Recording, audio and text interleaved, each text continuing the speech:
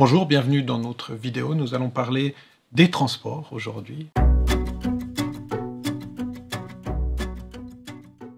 Du système de transport, du rôle des transports dans les villes africaines. Et donc, je vous invite à nous suivre avec cette première question. Quels sont les différents modes de transport? Alors, on a plusieurs manières de catégoriser. Ça pourrait être par le type transport mode doux et les transports motorisés, d'où vélo et marche à pied et transport motorisé, la voiture, la mototaxi, le minibus. Ou alors, on pourrait voir entre ce qui est du collectif et du privé, transport public versus transport individuel. Ou alors, une troisième manière de catégoriser serait de voir ce qui est du transport dit formel et du transport dit informel. Et dans le transport dit informel, on parle souvent de transport artisanal. Ces différentes manières de voir les choses, ce qui nous intéresse ici, c'est de comprendre les différents modes de transport et aussi de comprendre quelle est la marge de manœuvre qu'on a lorsque l'on parle de ces transports. Alors on aura la marche à pied, bien sûr. On aura le vélo. La marche à pied est uniformément répartie sur l'ensemble des villes, puisque c'est sans doute le moyen de transport qui est majoritaire aujourd'hui dans les villes africaines. Le vélo, ça dépend des pays. Dans certains pays, on utilisera plus le vélo que dans d'autres. Dans certaines villes, plus le vélo que d'autres. Ça peut être des questions de tradition, mais aussi des questions de topographie. Les villes fortement en pente sont quand même beaucoup plus difficilement accessibles. Il y a des traditions dans certains pays où on va utiliser plus la bicyclette que dans d'autres. Globalement, la bicyclette permet effectivement à la force du corps humain, donc les propres muscles, de se déplacer plus rapidement qu'avec la marche à pied. Elle est extrêmement peu consommatrice d'énergie, tout comme la marche à pied. En termes d'efficacité de la machine, c'est sans doute la bicyclette qui est le plus efficace par rapport notamment à une voiture. Je prends le cas de la voiture. La voiture, en gros, c'est 2 tonnes de machines qui permettent de déplacer, si vous êtes seul dans votre voiture, une moyenne de 80 kg. Donc on a une machine de 2 tonnes qui est là pour déplacer 80 kg. Or, un vélo, on est dans une machine de 15 kg qui va déplacer un corps de 80 kg. On voit que la proportion n'est pas du tout la même. Ça veut dire que l'énergie passée à se déplacer est beaucoup plus grande que pour le vélo que dans la voiture, où la plupart de l'énergie qu'on va mettre ou qu'on va déployer sera juste pour que la machine puisse avancer et pas encore pour déplacer les 80 kg. Donc la majeure partie de l'énergie sera pour bouger les 2 tonnes et pas les 80 kg en plus. Autre mode de transport, on aura les transports collectifs. Ça peut être dans la plupart des villes des taxis collectifs où on s'engouffre à plusieurs dans un même taxi. Ça peut être des minibus, ça peut être des bus plus ou moins moyens, ou alors la grande mode aujourd'hui, ce sont les grands bus comme on voit apparaître un petit peu partout. Traditionnellement aussi, on est plutôt sur des structures sociales qui favorisent l'utilisation des minibus. Donc pour utiliser ces grands bus, ça veut dire qu'on doit partir de cette structuration en GIE, en groupe d'intérêt économique, pour avoir une structuration avec des grosses sociétés. Et l'enjeu derrière ces grands bus est effectivement la mise sur le côté de toutes les petites sociétés artisanales au profit de grandes sociétés étatiques ou de grands groupes qui feront la gestion, donc elles peuvent être aussi privées, mais on a là un changement qui s'opère de plus en plus dans les villes. Ensuite, on a un certain nombre d'autres modes de transport qui va du vélomoteur parfois, surtout à la moto, qui devient mototaxi la plupart du temps. Donc on va pouvoir comme ça déplacer 2 personnes avec une moto. Là aussi, l'avènement des mototaxis et notamment des prix relativement bas dans certains pays de motos venant de Chine a permis ce développement absolument incroyable du mototaxi. Voilà, donc ce que vous voyez là, c'est qu'on a une foultitude de modes de transport et lorsque l'on parle de transport dans les villes, on va commencer à imaginer quel type de transport pour répondre à quelle demande ou à quelle solution. On a bien sûr la voiture individuelle qui reste l'apanage des plus riches, qui reste aussi le but à atteindre la plupart du temps, mais qui est sans doute celle qui pose le plus de problèmes en termes urbains. Comment sont planifiés les transports? Comment sont planifiés les transports? Il y a plusieurs manières de faire. D'abord, ce qu'on appelle le transport informel, qui lui semble ne pas être planifié, quoique on verra par la suite que tous ces GIE, ces groupes d'intérêt économique, la plupart du temps, sont dans des syndicats de chauffeurs et donc sont extrêmement bien structurés. La seule chose, c'est que cette structure, la plupart du temps, échappe au contrôle de l'État. C'est pour ça qu'on va dire que c'est de l'informel ou de l'artisanal. Mais il y a une structuration sociale, il y a des familles derrière, il y a des propriétaires, il y a des apprentis, il y a toute une structuration de la société, et donc c'est pas de l'informalité telle qu'on l'imagine, c'est quelque chose d'extrêmement formel, sauf que ce n'est pas dans l'escarcelle de l'État, et donc c'est pour ça qu'on dit que c'est de l'informalité. Quoi qu'il en soit, ça répond à des choses extrêmement précises, et puis il y a des négociations qui se créent pour les parcours. Par contre, on va en principe faire des parcours qui sont rentables, et donc il y a des territoires qui ne seront pas touchés par ce type de transport. Pourquoi ?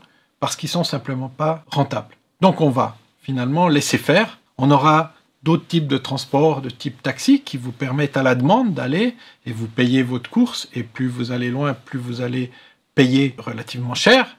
Et puis il y a ce qui est du transport, et notamment du transport public formel, qui là se matérialise aujourd'hui dans les grands bus dont nous parlions tout à l'heure, qui est planifié, et on cherche comme ça à comprendre et à remplir un certain nombre de lignes qui font sens dans la planification globale de la ville. Donc soit la ville, sa planification est au service de la mobilité, soit la mobilité au service de la planification. Le mieux, c'est quand les deux se répondent.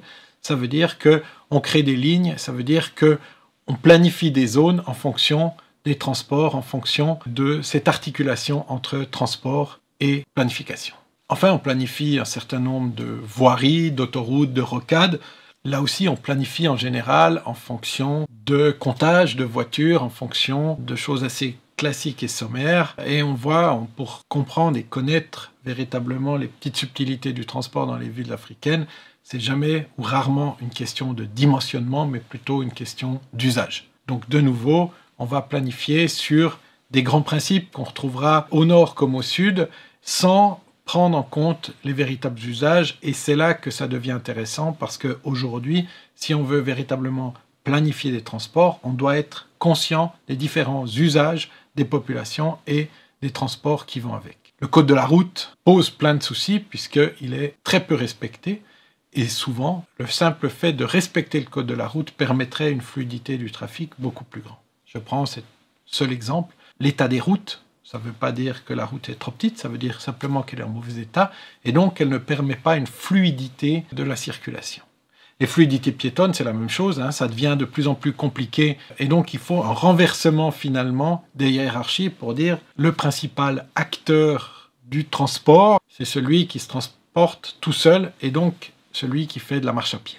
Et c'est ça qu'on devrait avoir prioritairement en tête. Là aussi, j'ai déjà partiellement répondu, mais ces transports informels, qu'on appelle transport artisanal, sont extrêmement importants parce qu'ils structurent et sont structurés par les sociétés qui habitent les villes. Donc c'est très difficile de faire bouger. Ils ont une forme qui leur permet finalement d'être relativement efficaces, en tout cas socialement efficaces. Alors il faudrait peut-être réfléchir à certaines normes de sécurité, certaines normes de vétusté, peut-être des véhicules où il y a des trous et on voit la route défiler lorsque l'on regarde simplement comme ceci. Peut-être qu'il y a des progrès à faire en termes de sécurité. Par contre, l'organisation qui va derrière fonctionne relativement bien. Alors les chantres du formalisme vous diront que tout ça doit être détruit pour remplacer par autre chose. Moi, ma position, elle est très claire, c'est que ce qui fonctionne ne doit pas être remplacé, doit juste être amélioré. On doit permettre finalement d'une situation d'informalité totale, comme on l'appelle, à faire une situation d'une informalité efficace, comme je pourrais l'appeler, où effectivement on va essayer de gommer un certain nombre de dysfonctionnements, parce qu'il y en a aussi, on ne fait pas l'apologie de ce type de transport, on essaie juste de l'utiliser comme un levier pour ensuite comprendre comment ce transport pourrait être utile à l'ensemble de la ville. Sur quel mode de transport faut-il miser ? Je dirais la marche à pied, que sur la marche à pied. Alors bien sûr, plus on va s'étaler dans le territoire, plus la marche à pied devient difficile. Mais on a des taux de motorisation de peut-être 50 véhicules pour 1000 habitants. En Suisse, d'où je vous parle, on est à plus de 500 véhicules pour 1000 habitants. Donc on n'a pas besoin de 10 fois plus de routes, on n'a pas besoin de construire des rocades partout, c'est un autre problème qui se pose. Et aujourd'hui, je pense qu'on doit véritablement réfléchir dans une perspective de durabilité, on doit réfléchir à la marche à pied, qui est majoritaire dans les villes africaines, et c'est cette marche à pied qu'on doit mettre au centre des débats. Alors je sais que c'est très facile à dire, c'est excessivement dur à faire. Pourquoi ? Parce que c'est pas désirable, et que tout le monde aimerait avoir accès à sa grande limousine avec les vitres teintées. Quoi qu'il en soit, on pourrait commencer à travailler en mettant ça en priorité. Ça veut dire qu'on crée de la fluidité dans les villes, ça veut dire qu'on garde les arbres qui créent de l'ombre, qu'on puisse marcher tranquillement et qu'on puisse déambuler. Aujourd'hui, on fait le contraire, c'est le tout à la voiture et dans aucune ville d'Afrique subsaharienne, on a cette réflexion sur la marche à pied et sur le vélo, sur les modes dits doux, c'est comme ça qu'on les appelle aujourd'hui, les modes doux, mais c'est une vraie réflexion. Pourquoi? Parce qu'ils ne coûtent rien et que les gens, dans tous les cas, utilisent cette marche à pied. Et puis ensuite, si on doit partir sur un autre type de transport, ce sera le transport en commun, bien sûr, et avec une tendance pour moi de repartir de la formalité plutôt que de tenter absolument, après 40 ans d'échecs, à replacer encore une fois les grandes sociétés nationales ou des concessionnaires étrangers qui vont gérer des sociétés. On est là pour construire sur ce qui fonctionne et pour l'instant, c'est le système des minibus qui semble le plus acceptable pour cette transformation. Marche à pied, minibus, le reste, on le met en deuxième catégorie et donc ce n'est pas la priorité et on va réfléchir en fonction de ce transport public en minibus et de la marche à pied. Et si on doit rajouter, ce sera sans doute le vélo et des transports qui sont peu coûteux en énergie et c'est ça qui rend véritablement la ville durable. Voilà, on s'arrête là pour cette réflexion sur quelques éléments de transport. Je voudrais juste finir avec un élément important qui a déjà été dit dans un cours précédent, mais je voudrais revenir là-dessus, c'est de faire toujours une planification du soft au hard, du plus simple au plus compliqué, du meilleur marché au plus cher. J'ai un problème d'embouteillage, je vais d'abord faire respecter le code de la route, peut-être je vais devoir boucher quelques nids de poules sur la route, peut-être je vais devoir enlever quelques embarras qui gênent le passage. Une fois que j'ai fait ça, ça ne m'a coûté pratiquement rien. Je regarde si j'ai toujours mon problème. Si j'ai toujours mon problème, on va entrer dans des plans directeurs de circulation pour voir est-ce que je peux plutôt ici mettre à sens unique, ici mettre à double sens et comme ça fluidifier le trafic. Si ça ne fonctionne toujours pas, on va commencer les travaux en ouvrant peut-être, réaménageant un carrefour, ouvrant telle ou telle voie. Et puis on va aller comme ça jusqu'à l'inévitable rocade autoroutière qui fait le tour de la ville. Mais pour arriver à cette rocade autoroutière, lorsque l'on voit les taux de motorisation et le nombre de linéaires de voirie, il ne devrait pas y avoir d'embouteillage dans les villes africaines. Ça veut dire que la question n'est pas de l'infrastructure, la question elle est sur l'usage. Et tout pendant qu'on ne règle pas la question de l'usage ou la question du maintien des passages et du maintien de la loi, eh bien ça ne sert à rien de faire des rocades car elles ne font rien de plus, ça n'aide en rien les villes, puisque si la pratique sur la rocade est la même qu'au centre-ville, on se trouvera dans des solutions identiques rapidement. Donc de nouveau là, on doit changer la manière de faire et ce n'est pas en aménageant un carrefour qu'on va réussir quoi que ce soit, puisque si je ne respecte pas le sens de la voie dans mon carrefour, qu'il soit aménagé ou pas, ça ne changera strictement rien. Voilà, ça c'est pour terminer le message principal de ce cours, du soft au hard, du plus facile au plus complexe et du moins cher au plus cher. Et c'est dans cet ordre-là qu'on doit réfléchir et qu'on doit planifier aujourd'hui les transports et pas autrement.